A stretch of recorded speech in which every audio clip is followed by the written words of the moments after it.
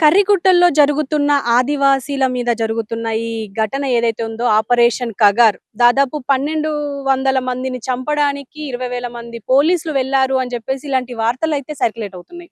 అసలు ఏం జరుగుతుంది కర్రిగుట్టల్లో? కావాలనే అమాయకమైన ఆదివాసుల్ని చంపేసి వాళ్ళు నక్సలైట్‌లుగా ముద్రిస్తున్నారు పోలీసులు అని చెప్పి కూడా ఇలాంటి ఆరోపణలున్నాయి పోలీసుల పైన. ఒక పక్క కేంద్ర ప్రభుత్వం మరి దీనిపైన ఇంత ఆహ్, దృష్టి ఎందుకు పెట్టింది? ఇప్పుడు ఒక్క నక్సలైట్ చివరి నక్సలైట్ చనిపోయే వరకు మా పోలీసులు అక్కడ దాడి చేస్తూనే ఉంటారు అని చెప్పేసి కూడా ఇలాంటి దాడి ఖచ్చితంగా నడుస్తూనే ఉంటుంది అని చెప్పేసి అంటున్నారు. మరి ఇప్పుడు మనతో పాటు ఉస్మానియా నుంచి ఆదివాసీ సంఘాల విద్యార్థులు ఉన్నారు. పరిశోధన విభాగంలో చదువుకుంటున్నారు. సార్ మీరు చెప్పండి. ప్రస్తుతం ఇప్పుడు ఆదివాసీల మీద అక్కడ నక్సలైట్లు అని చెప్పేసి చంపేస్తున్నారు అని చెప్పేసి అంటున్నారు. నక్సలైట్లనే మేము చంపుతున్నాం అని చెప్పేసి కూడా పోలీసుల నుంచి వస్తున్నాయి. అసలు ఈ కర్రిగుట్టల్లో ఏం జరుగుతుంది అని అనుకుంటున్నారు? ముందుగా నా పేరు సాగబోయిన పాపారావు. నేను ఉస్మాన్ యూనివర్సిటీ పరిశోధక విద్యార్థిని.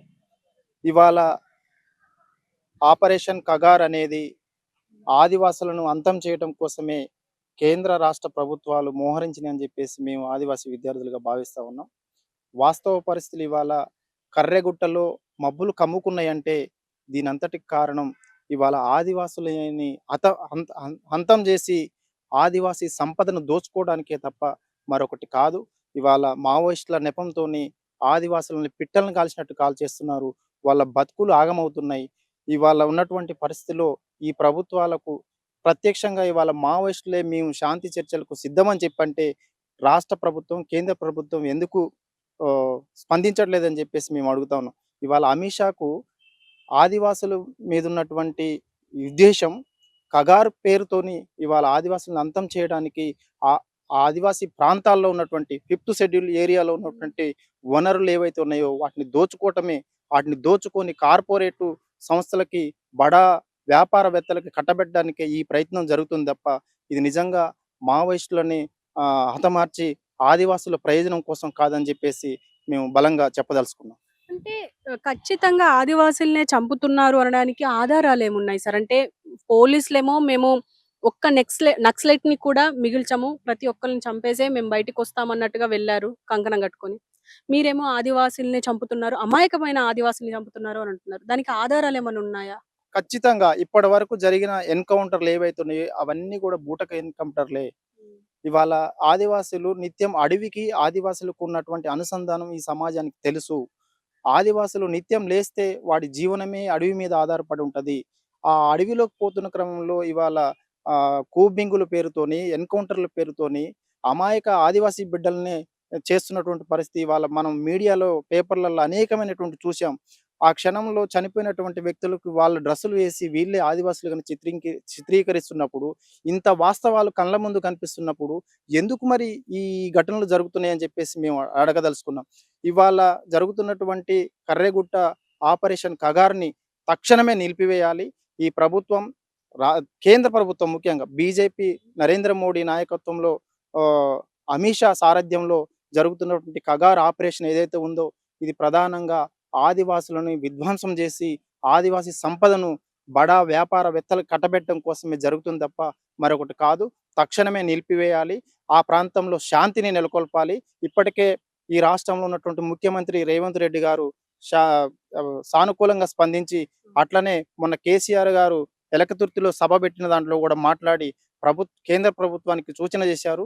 ఆ సూచనలతో పాటు ఇవాళ ఈ రాష్ట్రంలో ఉన్నటువంటి గవర్నర్ రాజ్యాంగబద్ధమైనటువంటి పదవులో ఉన్నటువంటి గవర్నర్ ఎవరైతే ఉన్నారో 5, 6 షెడ్యూల్డ్‌కి గవర్నర్ అధికారాలు సర్వాధికారాలు ఉన్నాయి.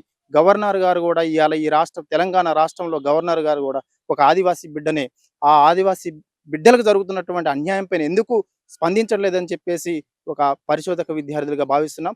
ఇవాళ దేశంలో ఉన్నటువంటి ప్రధాన పౌరురాలైనటువంటి ద్రౌపది ముర్ము గారు కూడా ఆదివాసీ బిడ్డే. వీళ్ళందరూ కూడా ఆదివాసులను చంపుతుంటే వీరెందుకు గౌరవప్రదమైనటువంటి పదవిలో ఉంది ఎందుకు మాట్లాడట్లేదని చెప్పేసి మేము ప్రశ్నిస్తున్నాం. ఆవేదనను వ్యక్తం చేస్తున్నాం. తక్షణమే వీళ్ళందరూ కూడా సానుకూలంగా స్పందించి ఈ బిడ్డల్ని కాపాడాలని చెప్పేసి మేము కోరుతా ఉన్నాం. అంటే ప్రస్తుతం మీరేమో అక్కడ ఉన్న సంపదను దోచుకోవాలని ఈ కేంద్ర ప్రభుత్వం ఇలాంటిది చేపట్టింది అని అంటున్నారు. కానీ అసలు ఇది ఆపరేషన్ కగార్ ఎందుకు స్టార్ట్ చేశారు అని మీకు తెలిసింది? వాస్తవంగా ఆపరేషన్ కగార్ అనేది అంటే ప్రభుత్వము భావ్య సమాజం అనుకునేది నక్సలైట్‌లను వేరివేయాలని. కానీ దాని ఎనకాల ఉన్నటువంటి మర్మం ఏదైతే ఉందో, మేము ఒక ఆదివాసిగా చెప్తున్నాం. మా ప్రాంతంలో సహజ వనరులు, ఇతర వనరులు ఎక్కువగా ఉన్నాయి కాబట్టే వాటన్నిటిని కూడా ఇవాళ మీరు చూసుకోండి. కాశ్మీర్ నుంచి మొదలుపెడితే, జమ్మూ కాశ్మీర్ నుంచి మొదలుపెట్టి ఆదిలాబాద్ వరకు ఉన్నటువంటి ఈ ప్రాంతం అంతా కూడా 5, 6 షెడ్యూల్డ్ ప్రాంతం. విపరీతమైనటువంటి వనరులతో కూడుకున్నటువంటి ప్రాంతం. ఇప్పటికే ఒకవైపున ఈ రాష్ట్రంలో ఉన్నటువంటి వనరులు మైనింగ్ గాని, తర్వాత ఇసుక గాని, సహజ వనరులన్నిటిని కూడా కొల్లగొట్టకపోయే పరిస్థితి ఏర్పడ్డది. ఇప్పటికి కొల్లగొట్టకపోతున్నది కాక క స ఖనిజ సంపదను గూడా కన్నేసి వీళ్ళు బహుళజాతి కంపెనీలకు ఒప్పజెప్పేటువంటి దానిలో భాగంగానే ప్రధాన ఆటంకం ఎవరంటే ఇవాళ ఆదివాసులు, మావోయిస్టులు గాబట్టి వీళ్ళ పేరుతోని వీళ్ళని తొలగించేస్తే అక్కడ వాళ్ళ ఆ సంపదను దోచుకుపోవడానికి అవకాశం ఉంటది గాబట్టి, ఈ కగార్ అనేటువంటి ఆపరేషన్‌ను తీసుకొచ్చి ఈ విధంగా ఆదివాసుల మీద, మావోయిస్టుల మీద విధ్వంసం జేస్తున్నారు. ఎవరి ప్రాణాలైన ప్రాణాలే. అటు ఆదివాసుల ప్రాణాలైనా మనిషి ప్రాణమే, మావోయిస్టు ప్రాణమైన మనిషి ప్రాణమే గాబట్టి మేము ఎవరిని కూడా ఏం చేయొద్దని జెప్పేసి మా కోరిక. అందుకోసమే వీటిని తక్షణం ఆపాలి. ఆదివాసుల్ని కాపాడాలని జెప్పేసి కోరుతా ఉన్నాం. సార్ మీరు చెప్పండి. అంటే ఖచ్చితంగా అంటే మేము చర్చలకు వస్తాం అని చెప్పేసి బహిరంగంగా వాళ్ళు చెప్పినా కూడా, లేఖ పంపించినా కూడా ఎందుకు ప్రభుత్వం రెస్పాండ్ అవ్వలేదంటారు? నా పేరు అరెం అరుణ్ కుమార్.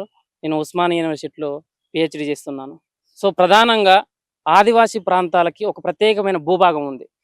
ఖనిజ సంపదలు గాని, వనరులు గాని పుష్కలంగా ఉన్నటువంటి ప్రదేశం. ఛత్తీస్‌గఢ్, తెలంగాణ ప్రాంతంలో దట్టమైన ప్రాంతంలో ఖనిజ సంపదలు పుష్కలంగా ఉన్నాయని మనం తెలుసు అందరికీ. కాబట్టి ఇటువంటి ప్రాంతంలో చర్చలకి పిలిచినట్టయితే అక్కడున్నటువంటి ఆదివాసులు కావచ్చు, అక్కడున్నటువంటి మావోయిస్టులో ఉన్నటువంటి ఆదివాసులు కావచ్చు, అక్కడ పోలీస్ డిపార్ట్మెంట్‌లో ఉన్నటువంటి ఆదివాసులు కావచ్చు, చర్చలు జరిపినప్పుడు ఆదివాసీ ప్రాంతాల్లో నివసిస్తున్నటువంటి గ్రామాలకి ఏ విధమైన వాటా వస్తది? మా నీళ్ళేంటి? మా నిధులేంటి? మాకి వచ్చే వాటా ఏందని ఖచ్చితంగా అడుగుతారు కాబట్టి, తెలంగాణ రావడానికి నీళ్లు, నిధులు, నియామకాలే ప్రధానమైన కారణం కాబట్టి, ఇప్పుడు కూడా ఆదివాసులు మేధావులు కావచ్చు, అక్కడున్న చర్చలు జరిపితే ఇటువంటి ఒక ప్రతిపాదన వస్తది కాబట్టి దాని మూలంగానే రావడం లేదు. అందుకని ఖచ్చితమైన ఇప్పుడు అంటున్నప్పుడు రావాలి కదా! ప్రభుత్వాలు స్పందించాలి. లేదంటే అక్కడ ఉన్నటువంటి ప్రజలతోటి ఒక చర్చా వేదికను జరిపితే వాస్తవం ఏంటి, అవాస్తవాలేంటి అనేది బాహ్య సమాజానికి తెలుస్తుంది కదా! ఈనాడు ఒక విద్యార్థిగా, ఒక పరిశోధక వ్యక్తిగా అక్కడ ఉన్నటువంటి వాతావరణాన్ని, అక్కడ ఉన్నటువంటి సమస్యల్ని మేము క్షుణ్ణంగా చెప్పగలుగుతున్నాం. ఎందుకంటే మేము ఆ ప్రాంతం వాళ్ళం కాబట్టి. ఈనాడు అక్కడ బయటికి ఎళ్ళలేని పరిస్థితి. కనీస అవసరాలు తీర్చుకుందామన్నా అక్కడ నిర్బంధం ఉంది. బయటికి పోతే చంపేస్తారేమో భయము, చదువు కోసం పోతే చంపేస్తారనే భయం. ఇప్పుడు ఆదివాసీ ప్రాంతాల్లో ఉన్నటువంటి విద్యార్థులు నీట్ రాస్తున్నారు, ఎగ్జామ్స్ రాస్తున్నారు. మరి వాళ్ళు ఏం చేయాలి? ఆ ప్రాంతం నుంచి రావాలంటే రవాణా సౌకర్యం ఉండాలి కదా!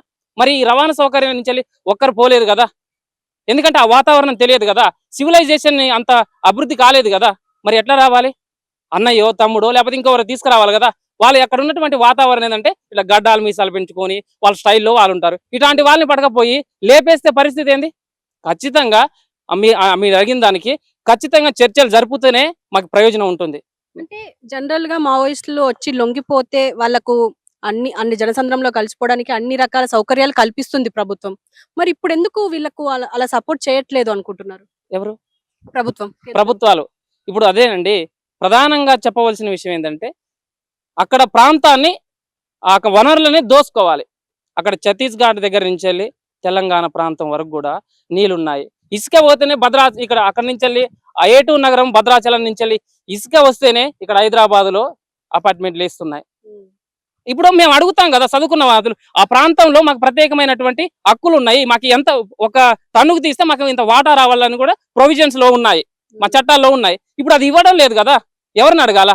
ఇప్పుడు ఈ ప్రాంతాలన్నీ కూడా మన బాహ్య ప్రపంచం చూసే వాతావరణం వేరు. ఇప్పుడు అవన్నీ కూడా ప్రపంచానికి తెలుస్తుంది కదా, మాలాంటి వ్యక్తుల ద్వారానో లేదంటే ఇంకా స్టడీ చేసిన వాళ్ళ ద్వారా, పౌర సంఘాల ద్వారా, లేదంటే ఇంకా మానవ హక్కుల ద్వారా, మహిళా సంఘాల ద్వారా, అన్ని సంఘాల ద్వారా ఈ వాస్తవమైన విషయం వచ్చినప్పుడు వాళ్ళు అనుకున్న విషయాలు ఆ సంపద మొత్తం కాజేయడానికి కుదరదు కదా. అదే మన నల్లమల్ల ఫారెస్ట్ లో ఏం జరిగింది? ఈ సేవ్ నల్లమల్ల ఫారెస్ట్ అని ఒక పెద్ద మూమెంట్ తీసుకొచ్చి దాన్ని కాపాడుకున్నారు కదా. ఓయి విద్యార్థులు కావచ్చు, తెలంగాణ విద్యార్థులు కావచ్చు, మహబూబ్ నగర్ విద్యార్థులు కావచ్చు. ఇటువంటి వాతావరణం అక్కడ వస్తుంది. అందరూ దీనిపైన ఒక మూకమ్మడిగా దీనిపైన ప్రొటెస్ట్ చేసి సేవ్ ఆది కరెగుట్ట అనే నినాదాన్ని తీసుకురావాల్సిన పరిస్థితి వస్తుంది కాబట్టి ఇటువంటి చర్చలకు రావడం లేదు. రెడీగా ఉన్నారు కదా అందరూ, మరి మీరెందుకు స్పందిస్తలేరు ప్రభుత్వాలు? కాబట్టి వాళ్ళ వాళ్ళు ఒక కుటిలమైన ఆలోచనతో ఉన్నారు కాబట్టి అని మేము భావిస్తున్నాం. అంటే ఇప్పుడు ఒకవేళ ఆపే పరిస్థితులు అయితే కనిపించడం లేదు. ఎందుకంటే ఇటు మావోయిస్టులు గాయపడుతున్నారు. ఒక పక్క పోలీసులు కూడా గాయపడుతున్నారు. అవును. అంటే పెద్ద పెద్ద అధికారులు గాదు. అక్కడ దాడి ఎవరైతే చేస్తున్నారో వాళ్ళే గాయపడుతున్నారు. వడదెబ్బ తగిలి పడిపోయిన పోలీసులు కూడా ఉన్నారు. అవును. అసలు ఏం చేస్తే ఈ దాడి ఆగుతుంది అని అనుకుంటున్నారు? మాకు ప్రధానంగా చర్చల వల్ల ఏ సమస్య అయినా సాల్వ్ అవుతుంది. కాబట్టి మేము చర్చలు జరగాలనుకుంటున్నాం ప్రధానంగా. ఇంకొక విషయం ఏంటంటే అక్కడ చుట్టుపక్కల ఉన్నటువంటి మండలాలని, పంచాయతీలని, అక్కడ ఉన్న పెద్ద మనుషులను పిలిపించండి, అక్కడ ఉన్న విద్యావేత్తలను పిలిపించండి. ఏం జరుగుతుంది? ఇప్పటి వరకు కూడా ఒక ఎడ్యుకేషన్ లేదండి. మేము ఎడ్యుకేషన్ కావాలనుకుంటున్నాం. ఏటూరు నగరం కావచ్చు, భద్రాచలం కావచ్చు, చర్ల కావచ్చు, దుమ్ముగూడెం కావచ్చు, కనీస వసతులు లేనటువంటి ఆ ఆ పాఠశాలలు ఉన్నాయి. చదవడానికి ఇష్టపడడం లేదు. అక్కడ ఉన్న టీచర్స్ సక్రమైన పాఠాలు చెప్పడం లేదు. ఎడ్యుకేషన్ ఇవ్వండి. అదేవిధంగా మాకు రోడ్డు సౌకర్యం ఇవ్వండి. అక్కడ ఉన్నటువంటి భూభాగం కూడా స్వచ్ఛమైన భూభాగం. ఎందుకంటే ఏ పంట వేసినా, వాణిజ్య పంటలు వేసినా, లేదంటే వరి వేసినా, ఏ పంటలు వేసినా కానీ అద్భుతమైన దిగుబడిని ఇస్తుంది. ఇటువంటి పంటలకి రహదారి ఇచ్చి వాటర్ ఇస్తే మేము దిగుబడి చేసి ప్రభుత్వానికి, కేంద్ర ప్రభుత్వానికి మేము మా సహకారం మేము అందిస్తాం కదా. ఆ రకంగా ఎందుకు చేయడం లేదు? ఇంకొక హెల్త్, ఈనాడు ఎంతమంది చచ్చిపోతున్నారండి. కానుపుకు వచ్చి అడవి నుంచి కావడేసుకొని మోసుకొని వచ్చిన పరిస్థితులు మనం చూస్తున్నాం కథనాలలో. వర్షాకాలం పరిస్థితులు. ఇప్పుడు ఆ హెల్త్ ను అందించండి వాళ్ళకి. ఇటువంటి ప్రయోజనాలు చేయండి. ఇప్పుడు కగారు పేరుతో, లేదంటే ఇంకేదో ఆపరేషన్ల పేరుతోటి, సల్వాజూడం పేరుతోటి, ఇంకేదో పేర్లతోటి కోట్లు నిధులు ఎందుకు ఖర్చు చేస్తున్నారు? మేము కోరేది ఏంటి? ఆదివాసీ ప్రాంతాలు అడవులో ఉంటారు, వాళ్ళని ఎడ్యుకేషన్ వైపు, ప్రభుత్వ పథకాల వైపు, సంక్షేమ పథకాల వైపు తీసుకురండి అని కోరుతున్నాం. చర్చలు జరపండి. మీరు ఇటువంటి దానికి ఒక తండ్రి అనే బాధ్యతలో ఉన్నప్పుడు, ప్రభుత్వాలు, కేంద్ర ప్రభుత్వాలు, రాష్ట్ర ప్రభుత్వాలు తండ్రి బాధ్యతలో ఉన్నప్పుడు కొడుకుల బాగోలు కావచ్చు, కుటుంబ బాధ్యతలు చూడవలసిన అవసరం ఉన్నది. మీరందరూ తండ్రి బాధ్యతే కదా. ఇప్పుడు మా ప్రాంతాలకి గవర్నరు మొదటి పౌరురాలు మొత్తం ఆ కంట్రోల్లో నడుస్తుంది. ఎందుకు స్పందిస్తలేదు? స్పందించాలి కదా. ఇప్పుడు దేశంలో మొదటి పౌరురాలు ద్రౌపది ముర్ము ఆదివాసీ బిడ్డే కదా. ఎందుకు ఈ రకమైన ఆలోచన చేయడం లే? అదే విధంగా ఇప్పుడు సుప్రీంకోర్టు, స్టేట్ కోర్టులు ఉన్నాయి. మరి ఈ సమస్య పైన జరుగుతుంటే ఎందుకు ఇట్లాంటి స్పందించడం లే? స్పందించాలి కదా. స్పందించినప్పుడే కదా మాకు ఇప్పుడు ఆదివాసులకి మేము ఎటువంటి ఎడ్యుకేషన్ లేకపోవచ్చు, కానీ జ్ఞానం ఉన్నది. ప్రకృతి జ్ఞానంతో, ప్రకృతి సిద్ధాంతాలతో మేము బతుకుతున్నాం. ఎటువంటి హాని చేయడం లేదు. దోసుకునే వాళ్ళతోటే నష్టం జరుగుతుంది.